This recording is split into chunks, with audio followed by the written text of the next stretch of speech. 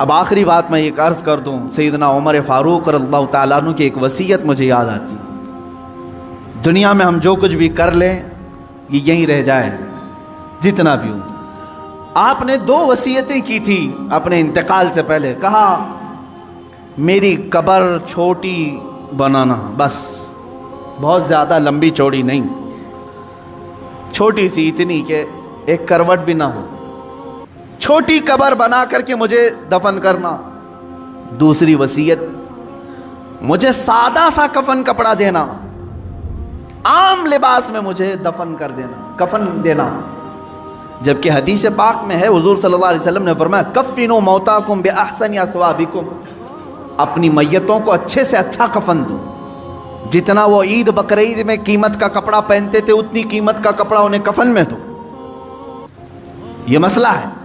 عمر فاروق رضی اللہ تعالیٰ عنہ کی وصیت، یہ ان کا تقویٰ ہے، فرمایا چھوٹی قبر میں مجھے دفن کر دو، سادے کفن میں مجھے ملبوس کر کے دفن کر دو۔ پوچھا گیا لوگوں نے آپ سے کہ ایسا آپ کیوں فرما رہے ہیں؟ توجہ چاہتا ہوں، یہی 2 چیزیں ہمیں ہمارے مقصد تک لے جا سکتی ہیں۔ فرماتے ہیں اے لوگو، اگر تم نے مجھے امیر المومنین سمجھ کر کے، بڑا سمجھ کر کے بڑی لمبی چوڑی قبر کھود دی، شاندار قبر بنا کر کے دفن کیا، ہونا کیا ہے؟ تم دفن کر کے ادھر جاؤ گے، اگر میرے اعمال میں ایک بھی عمل میں پکڑا گیا تو یہ تو پوری چوڑی قبر بھی دبا کر کے میری ہڈی پسلیاں توڑ دے گی، دیواریں دبائیں گی، کیونکہ حدیث پاک میں ہے وقتۃ القبر حق، قبر کا جھٹکا دینا حق ہے، ہر ایک کے ساتھ ہوگا۔ سیدنا عمر فاروق فرماتے ہیں یہ قبر کی دیواریں تو ہڈی پسلیاں توڑ دیں گی اگر میں کسی عمل میں پکڑا گیا۔ اور رہی بات چھوٹی قبر، تم کھود کر کے مجھے دفنا رہے ہو، اگر مولا تبارک و تعالیٰ کے ہاں میں پاس ہو گیا، میرے اعمال نکل گئے، تو تمہارے کھودنے کا کیا، اللہ اتنی کشادہ کرے گا کہ جہاں تک نگاہ جائے وہ تو تم کھود بھی نہیں سکتے، اتنی بڑی میری قبر بن جائے گی۔ اسی لیے میری قبر کا دار و مدار زندگی کے اعمال پر ہے، تمہارے بنانے پر نہیں، تم چاہے جیسی بھی بناؤ۔ اور دوسری بات کفن کی، چلو تم نے بہت مہنگا کفن مجھے پہنا دیا، حضرت عمر فرماتے ہیں اگر میں پکڑا گیا، میرا عمل کوئی اللہ کی بارگاہ میں گرفت میں آیا، تو تم نے چاہے جتنا بھی مہنگا کفن دیا ہو یہ سب کھینچ لیا جائے گا، سب سڑا دیا جائے گا، ختم کر دیا جائے گا۔ اور اگر تم نے ہلکا کفن بھی دے دیا مجھے، سستا کفن بھی دیا، لیکن مولا کو میرے اعمال پسند آ گئے تو وہ تو مجھے جنتی لباس پہنائے گا۔ سارا دار و مدار میرے اعمال پر ہے۔ اسی طرح میرے عزیزو، تمہاری عمدہ کوٹھیاں، تمہارے عمدہ بنگلے اور تمہارے بڑے بڑے جنازے، چاہے لاکھوں کے خرچ کے ساتھ تم نے اپنی میتوں کو دفن کا انتظام کیا ہو، کچھ نہیں ہونا ہے۔ تمہاری زندگی کا سارا دار و مدار یہی چند دن ہے جو تم اللہ کو منانے میں لگا دو گے۔ اٹھاؤ اپنی تسبیحاں، اٹھاؤ اپنی تسبیحات اور اللہ رب العزت کے نغمے گاؤ، اس کی حمد بیان کرو جتنا وقت تمہیں ملے، اور اٹھاؤ تسبیحات، بارگاہ مصطفیٰ میں درود کی کثرت کرو۔ تمہاری زبان اس لیے نہیں دی گئی ہے کہ لوگوں کو طعن و تشنیع کرو، ان کو گالیاں دو، تمہاری زبان اس لیے ہے کہ مختصر وقت میں اللہ کی جنت خرید لو۔ کیونکہ میرے آقا صلی اللہ علیہ وسلم نے یہ زبان یوں 2 انگلیوں میں پکڑ کر کے کہا تھا صحابہ سے، اے صحابہ سنو، یہ جو ٹکڑا ہے گوشت کا، یہ انسان کو دوزخ میں بھی لے جاتا ہے، جنت میں بھی لے جاتا ہے۔ یہ گوشت کا ٹکڑا، تم خود اپنے طرف سے ایسی بربادیاں نہ کرو۔ اسی لیے میں آیت کی طرف پھر سے آ رہا ہوں۔ اللہ نے فرمایا افحسبتم انما خلقناکم عبثا، کیا تم یہ گمان کر کے بیٹھے ہو، یہ سوچ کر بیٹھے ہو ہم نے تمہیں بیکار میں پیدا کیا؟ وانکم الینا لا ترجعون، کیا تم یہ سوچ کر بیٹھے ہو کہ ہماری طرف تم نہیں لوٹائے جاؤ گے؟ لوٹائے جاؤ۔ ابھی ابھی میں جنازے سے فارغ ہو کر آیا، ابھی شاید روز ایک جنازہ دیکھتے ہوں گے آپ، کس طرح سے لائے جاتے ہیں، تمہیں اندازہ ہے ہماری بھی موت آئے گی، اس دن ہمارے پہنے ہوئے لباس اتارے جاتے ہیں، اور ایک ہی لباس ہے, وہ ایک ہی یونیفارم ہے اس جگہ پہنچنے کا. ان سفید لباس میں باندھ کر کے لاتے ہیں. تم اگر آج اللہ کی بارگاہ میں نہیں آنا چاہتے, ایک دن ایسا آئے گا سب لوگ پکڑ کے لائیں گے, امام کے سامنے رکھ دیں گے. یہ آتا نہیں تھا, اب لایا گیا ہے. ناک میں روئی ٹھونس کر کے, کانوں میں کپاس رکھ کر کے, انگلیوں کو باندھ کر کے, پیٹ کو باندھ کر کے, پوری طرح سے جکڑ کر کے لا رہے ہیں. یہاں میں عزت سے بھی کہوں گا, بعض وہ ہیں جو جنت کی طرف جا رہے ہیں, عزت سے ہی جا رہے ہیں, لیکن لائے جائیں گے, ہر کوئی لائے جائے گا. وَأَنَّكُمْ إِلَيْنَا لَا تُرْجَعُونَ, تم یہ گمان کرنا ہی مت کہ تم نہیں لوٹائے جاؤ گے, ہر ایک کو لوٹنا ہے. اسی لیے تو تمہیں حدیث میں یہ بتایا گیا تھا, جب کبھی موت کی خبر سنو تو فوراً کہو اِنَّا لِلَّهِ وَإِنَّا إِلَيْهِ راجعون. اس کا مطلب کیا ہے؟ ہم اللہ کے ہیں, ہم کو اللہ ہی کی طرف لوٹنا ہے. تمہیں ہر موت پر یہ سکھایا جا رہا ہے کہ تم لوٹنے والے ہو, تم لوٹنے والے ہو, تم جانے والے ہو, تم جانے والے ہو. عزیزان گرامی وقار, جانے والا اتنے آرام سے اور سستی اور کاہلی میں زندگی نہیں گزارتا. کل مجھے سفر پر جانا ہے, آج ہی میں نے سوٹکیس تیار کرنا شروع کر دیا. مجھے کیا کیا پہننا ہے رکھ دیا, کیا کیا استعمال کرنا ہے سب رکھ دیا, صابن سمیت سب چیزیں رکھ دی, ٹوتھ پیسٹ تک نہیں بھولتے. لمبا سفر ہے, جتنے دن کے لیے جا رہے ہیں, بیگ تیار آج سے.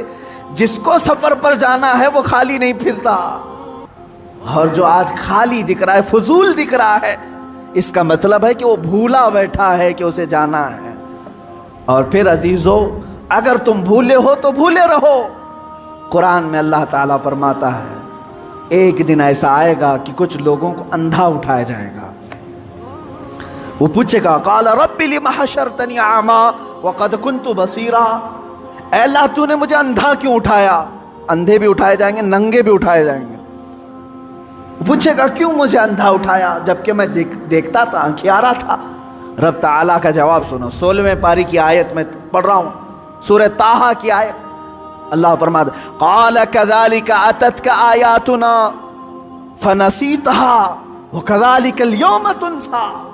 اے بندے, تجھے یاد ہے اسی طرح میری آیتیں تیرے تک آتی تھی دنیا میں, تو نگلیکٹ کر دیتا تھا, تو بھلا دیتا تھا, تجھے بلایا جاتا تھا, تو پیٹ پھیر کر چلا جاتا تھا. رب تعالیٰ فرماتا ہے کذالک الیوم تنسیٰ, اسی طرح آج تجھے بھلا دیا گیا, آج تجھے بھلا دیا گیا, تیری طرف دیکھا بھی نہیں جائے گا. قیامت کے دن کچھ بندے ایسے ہوں گے جو ربی ربی ربی کہہ کر 100 سال تک پکاریں گے, 100 سال تک اسے رحمان رحمان کہہ کر 100 سال پکاریں گے. فرشتے کہیں گے مولا تیرے بندے تجھے پکار رہے ہیں. رب تعالیٰ کیا فرماتا ہے؟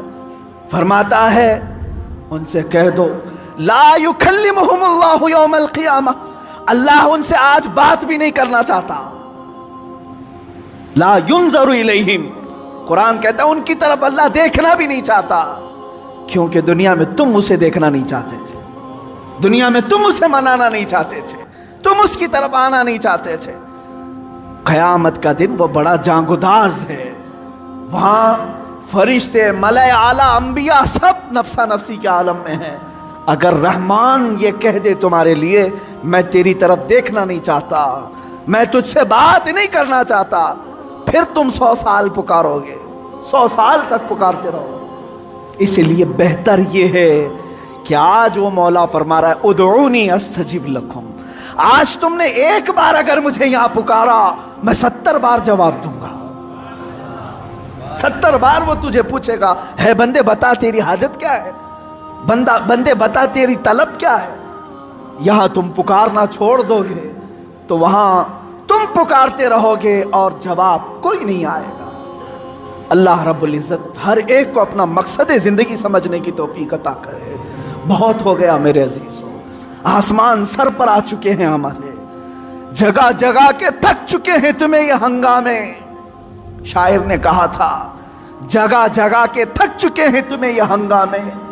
مسافرو مسافر نشاط لذت خواب گراں بدل ڈالو, غلط روی سے منازل کا بودھ بڑھتا ہے. ٹیڑھا میڑھا چلو گے تو سفر لمبا ہو جائے گا, गलत रवि से मनाजिल का बोध बढ़ता है। मुसाफिरों रविशे कारवां बदल डालो, आज बदल दो। जिंदगी चलने के तरीके वो नहीं है जो मेरा जवान चल रहा है आज, तुम्हारे चलने के वो अंदाज नहीं है।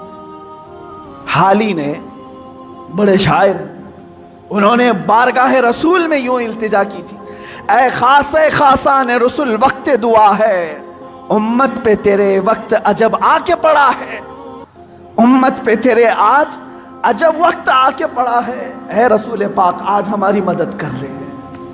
क्यों? इसलिए कि वो निकले थे जो अरब से बड़ी शान से, वो मोमिनीन निकले थे बड़ी शान से। आज वो इस्लाम अपने ही देश में गरीब और गुरबा है, यहां करोड़ों की तादाद में होकर हम गरीब हैं, अजनबी हैं, मारे जाते हैं, तोड़े जाते हैं, फूके जाते हैं, जलाए जाते हैं। उसकी वजह यह है कि हमने अपने रिश्तों को छोड़ दिया और अपना मकसद जिंदगी छोड़ दिया। वो सहाबा की जमात तो देखे, निहत्ते थे, निकलते थे, और शादी के लिए निकला हुआ जवान आज शादी है। हुजूर ने तय की शादी, रास्ते में सामान खरीदने गया है। हजरत अब्दुल्ला अस्वद रदी अल्लाह ताला, काले हबशी थे, गरीब थे, माल साहबा ने दिया था, जा तेरी शादी है, सामान खरीद करके लिया। बाजार में गए, अचानक काफिरों के हमले की खबर आई कि मदीने पर हमला होने वाला है। ऐलान हो गया, अल्लाह की रजा के लिए अल्लाह के रसूल ने बुलाया जिहाद में। शादी का सामान छोड़ करके वो तलवारें खरीदने में लग गए, घोड़ा खरीदा, ज़ीरा खरीदा। साहबा कहते हैं ये सारे सामान जो शादी के खरीदने के थे, सब अपनी शहादत के सामान खरीद करके आया। और घोड़े पर बैठा, लोग कहते हैं हम पहचान नहीं पा रहे थे, इसलिए कि हमेशा ये पैदल चलने वाला आज निहायती शान के साथ घोड़े पर सवार है। लोगों ने पूछा जरा अपना चेहरा हटा करके दिखाओ, ज़ीरा लोहे की तांतों वाली जो टोपी होती थी पहन कर क्या है। वो हंसते हुए कहा, पहली मर्तबा मुझे दूल्हा बनने का शरफ मिला है, मैं मैदान जिहाद में जा रहा हूँ। और दूसरा दिन था कि जिहाद के मैदान में लड़ते लड़ते ये अब्दुल्ला अस्वद शहीद भी हो गए।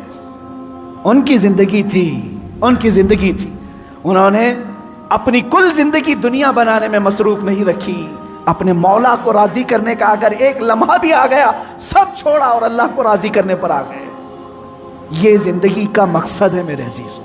आज अगर तुम्हारी दुकान तुम्हें रोकती है, तुम्हारी बाजार तुम्हें रोकती है, तो इससे ज्यादा गई गुजरी जिंदगी और कुछ नहीं। अल्लाह से अगर तुम्हें ये दुकानें रोकती हैं तो इन दुकानों का क्या, ये जहन्नम में ले जाएंगी। हाँ, अगर तुम दुकान में बैठे मौला की तरफ बुलावा आ गया, छोड़ दिया और आ गया, तो ये कहते ही ये अब्दुल्ला है, अल्लाह का बंदा है। वरना मैं कहूंगा अब्दुल माल है, अब्दुल माल माल का बंदा और अब्दुल्ला अल्लाह का बंदा। तुम फैसला कर लो अब्दुल माल बनना है कि अब्दुल्लाह बनना है। व आखिर दावाना अनिल हम्दुलिल्लाहि रब्बिल आलमीन।